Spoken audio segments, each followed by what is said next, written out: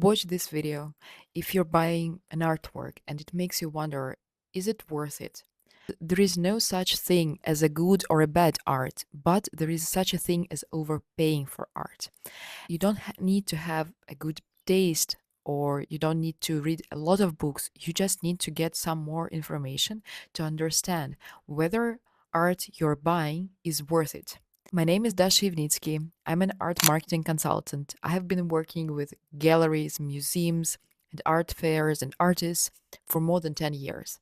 And on this channel, I help people buy art that they truly love without overpaying for that. Today, I want to talk about new book that was launched recently, How to Art by Kate Bryan. Overall, this book is about engaging with art differently. But I want to particularly focus on the chapters connecting to buying art. And overall, the idea of Kate is that you should buy what you love. And I agree with that. And I also agree with some information that Kate is sharing on the next chapters about how to buy art, where to buy it. And I want to share it also with you. Kate Bryan is an author of the book, which we are talking about today in this video, but also she's an art historian, she's a broadcaster and a writer, and she's known for her TV programs that help wider audiences connect with art.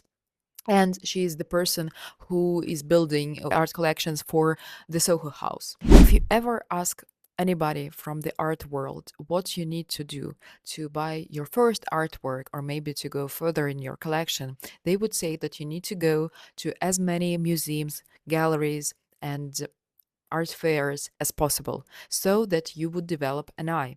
And the first chapter I would love to discuss with you in Kate Bryan's book is this chapter connecting with the eye. So, do you really need it? And what I love about Kate is that she's saying that actually, if this is something that you don't want to do and you don't have a lot of time and a lot of interest to go to every show or to every museum, and you just want to buy art, then just buy it. You just need to find something that you would connect personally with, and that's enough. Because having an eye is the thing that made it a little bit too hard to start with, so that's just a big barrier in the art world. And I agree with it and with this idea. But at the same time, I really love the way that Kate describes who are those people who have the eye. And she shows that, for example, when you read a fashion magazine, you know that there are people in the fashion that have eye, and other people follow them so that they would understand where the trend is going, what is worth looking for now, what is happening in the biggest brands, for example. And actually, in the arts, it's happening the same way. So that I really believe that, yes, if this is something that stops you, you shouldn't go to every show that is in your city. But at the same time, you can, for example, follow these people who will navigate you through the art world, and they would share with you interesting galleries, interesting shows, interesting artists, so that you would further like develop not just like the eye, but maybe the understanding of how the market is going, and that would help you in the future buy something that is worth it. In the next chapter, Kate is talking about price. This is one of the most practical and important things for sure, and she focuses on inexpensive art, which she defines as something that costs the same price as a furniture piece, not as a car or as a home. So she's talking about some prices that like you can afford when you buy, for example, a furniture. She explains that artists can be divided in three groups. So the first group is emerging artists, and there you would find two subcategories. The first one is local artists, so the one that are not within the art market, academic or professional art scene. Usually, these are local artists that you can find on local markets, on Etsy, on some platforms, for example. And second are early career artists. So they are within the first 10 years of practice, and so they start to exhibit and build their visibility, and they are inside their art market system, which means maybe they have a professional education, maybe they start to build some academic professional thing. So they start to have group shows in some museums or in some galleries that are not just local ones, but are also players on the global art market. And usually, these early career artists and also local artists, they have more affordable pricing, which usually depends on two things: the size of the artwork and the medium. So the bigger the artwork, the more expensive it is. And also, the medium will depend whether it's a drawing, like a painting, or a drawing. Maybe this is like if it's a sculpture, ceramics, or a bronze, so bronze will be more expensive. Maybe it's a photography or a painting, so it will also depend. And also, inside the photography and inside the paintings, there would be editions. And Kate actually recommends to start with editions, and they can be not only inside the emerging artist type, but also for more well-known artists. And this is a very affordable thing to start with. So when we talk about emerging artists, we are talking about prices starting from 100 euros, and maybe it will be 100 something for editions. Then come mid-career artists, which means that they often have gallery representation, so they already are represented by someone who build their credibility, their collection, their collectors based, makes their shows, start to tell about them to art community, to curators. Maybe they having some group shows in the museums, so they are moving forward in their career. And then their price can double or even grow even more, just because of this like additional work which is invested in them. And then we have established artists whose work reach very high prices, and usually this is a very small percentage of the market, and not every artist goes to that point. And actually, we cannot tell exactly, like, if we can say that emerging artist, a young artist, this is someone who is just starting their career. Then mid-career artists, these are someone that built something in the beginning, more than 10 years in the art career, but it has no ending actually. Still, Kate saying that sometimes we have some emerging artists who goes to mid-career artists and established artists very fast, talking about their prices for sure. Sometimes prices go very fast and they have very good gallery representation from the very beginning. So they're very hyped. And when this happens, then it is really hard actually to speculate on that. So it doesn't mean that you need to find the artist on the local show that would go that fast, because nobody knows actually when it's going. And when it's happening, the gallery makes everything and the market makes everything to not make collectors and those people who already bought this artist speculate on them. So they don't allow to resell these artworks on auctions. They do not actually sell these artworks to everyone. This is very hard to buy the art by this artist, even if you have money for that. And so the market works very protective way for the artist.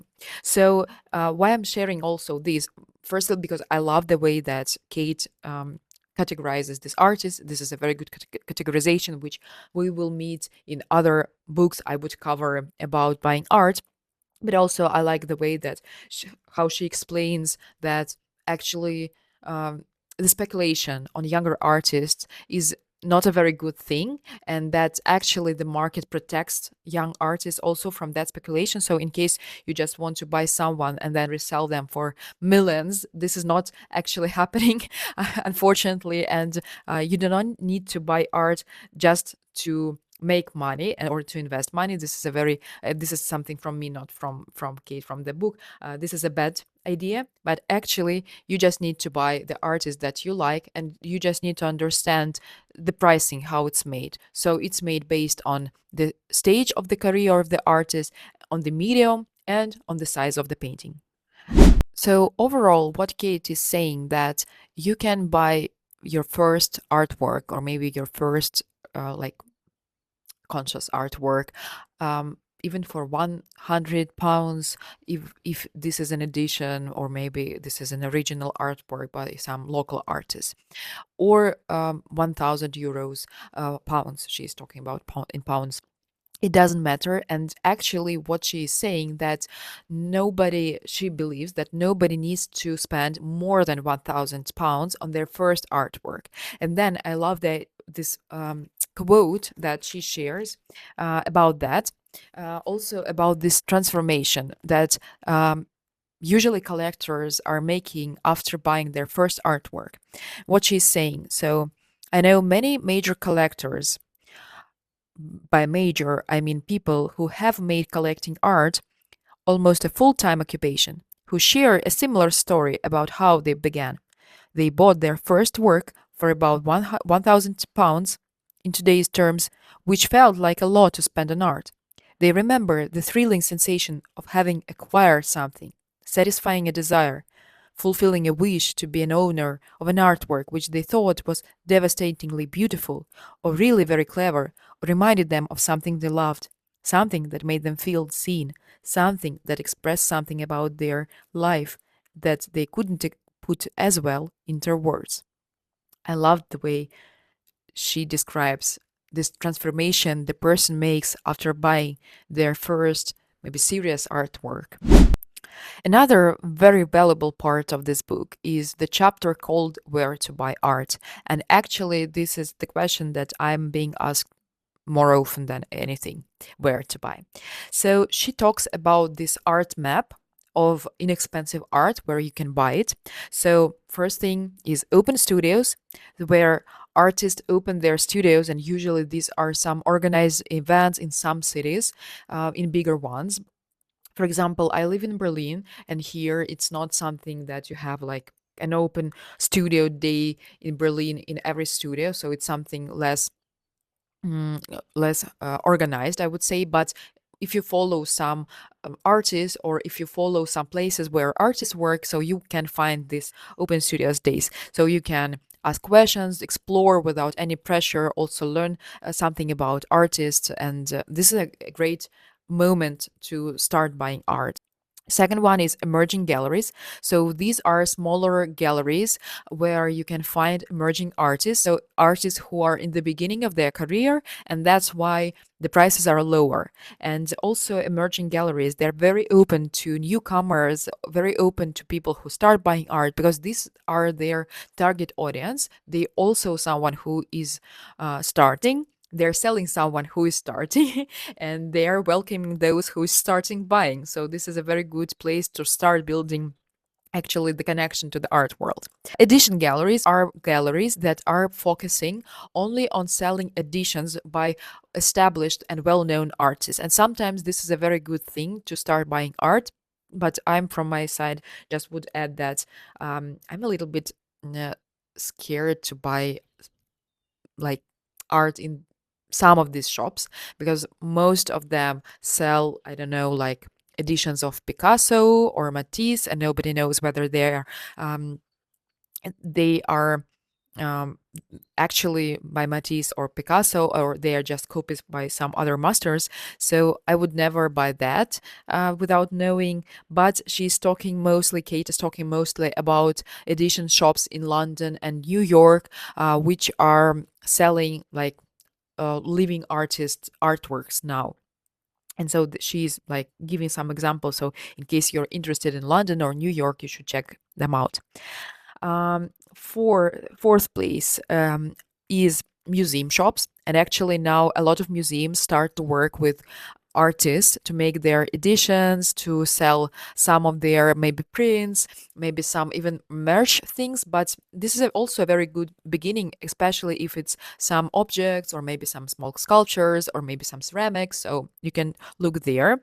Fifth place is art fairs and some alternative events, some like markets or local markets or something like that. So where you can meet artists directly and talk with them. And there are different art fairs that are not only like Art Basel, which is the main event with galleries around the world, but there are more local art fairs where galleries are not represented, or mostly like maybe some of them only, but also there are some artists who you can meet and who you can talk with.